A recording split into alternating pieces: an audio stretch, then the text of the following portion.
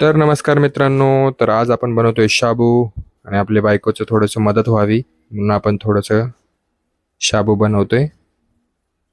बनवता तर येत नाही पण प्रयत्न करतोय. तर बघू शकता आपण टाकले पहिले शेंगदाणे. शेंगदाणे छानपणे लाल होऊ देण्याची वाट बघावं लागेल. त्याच्यामध्ये 1 चमचा तूप टाकायचं. बघा चांगल्यापणे आपले शेंगदाणे ब्राऊन झालेत. पण आपण थोडंसं सेक देऊ त्याला परत. तर बघू.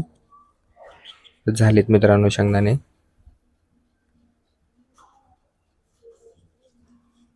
तर बघू शकता. तर साबुदाण्याची तयारी काही मला जमत नव्हती पण तरी पण मी केली.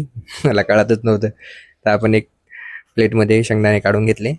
तर नंतर आपण टाकले त्याच्यामध्ये तेल. 1, 2, 3, 4 माप तेल टाकले मित्रांनो. काय शाबूला चव आली असेल माहित नाही पण बघूया. तर बघू शकता 4 माप तेल टाकले. तर तेल गरम व्हायला ठेवलंय आपण. तर मित्रांनो तेल गरम व्हायला ठेवल्याच्या नंतर आपण त्याच्यात सोडणार आहोत आता बटाटे. बायको म्हणली तुम्हाला बटाटे सोडता येत नाही. मी म्हणलं मी ट्राय करतो. एकदा प्रयत्न केला. परत नाही वाटलं, नको वाटलं. तेल गरम होतं, अंगावर वगैरे उडन. ती म्हणली थांबा सोडा तुम्ही. तिने हिंमत दिली. मग मी बटाटे सोडले त्याच्यामध्ये. बटाटे पूर्णपणे त्याच्यामध्ये आपण टाकून दिले. तर एक वेळा परतून घेतला आपण त्याला. म्हणजे कंटिन्यू परतत राहायचं का की लाल करपलं नाही पाहिजे. तर बघा एकदम असं मन लावून करत होतो मी साबुदाणा. बायकोला आवडणार आहे म्हणून. आवडलाच पाहिजे तिला. फर्स्ट टाइम साबुदाणा बनवतोय मी. म्हणलं तिची आरती वगैरे चालली होती म्हणून म्हणलं मदत करावं तिला थोडीशी. तर तिला पण छान वाटेल आपण थोडी मदत केली तर. तर प्रत्येकाने आपल्या वाईफला अशी मदत करत जा. आम्ही जसं करतोय तसं. काय न्यायचंय सोबत बांधून. तर मित्रांनो तर बघा आपण आलू चांगला वाफू दिलाय फेवरती. पण ते कळतच नव्हतं मला नक्की काय झालं होतं. झालं वाटलं तिथे आमची दीदी पण सत्वत होती खूप. त्याच्यामुळे कुठं कुठं लक्ष नव्हतं लागत. तर काय करणार म्हणलं चला आपण आपलं शाबू बनवूया. बाकीचे हे जे बघून घेतात. तर आपण याच्यात बघू शेंगदाणे बारीक करणार आहोत आता. त्या शेंगदाणे आपण याच्यामध्ये भरून घेतलं. बघा कसले ब्राऊन पण आहे असे एकदम छान असे कुरकुरीत होते. लाल झाले शेंगदाणे 1 नंबर. तर आलूचं अजून तर झालेच नव्हते. बटाटे झाले नव्हते पूर्णपणे ब्राऊन. ब्राऊन होईपर्यंत वाट बघायचं कधी पण. बटाट्याची असो कशाची. मग आपण शेंगदाण्याचं कूट तिथं मिक्सरमध्ये काढून घेतलं. बटाटे आणखी म्हणजे तेच प्रयत्न चालू होता कधी होतात. गॅस फुल होता पण तरी पण वेळ लागला त्याला भरपूर. खूप साबुदाणा बनवायचा होता. आणखी वाफेवरच आहेत ते.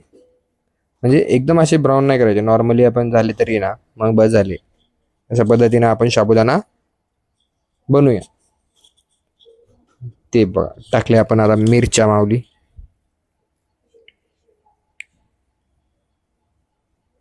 मिरच्या टाकल्यात त्याच्यामध्ये.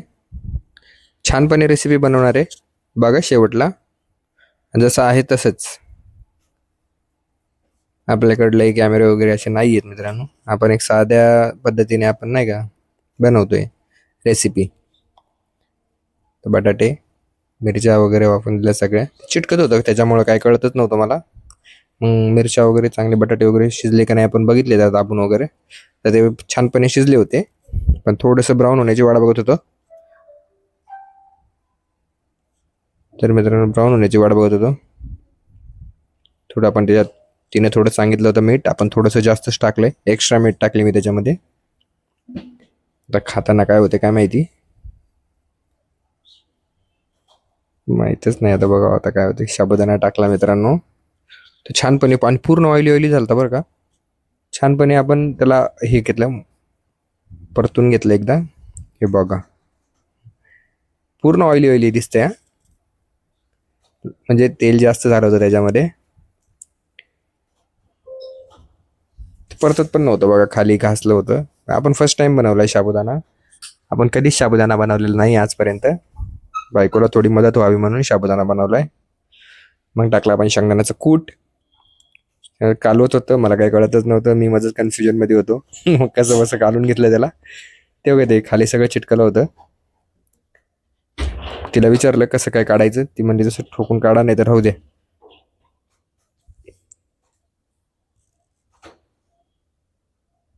ते घासलं होतं भरपूर, त्याला निघत नव्हतं म्हणून तसंच राहू दे. दान दान आपटत होती कढई. आवाज तुम्हाला नाही आला.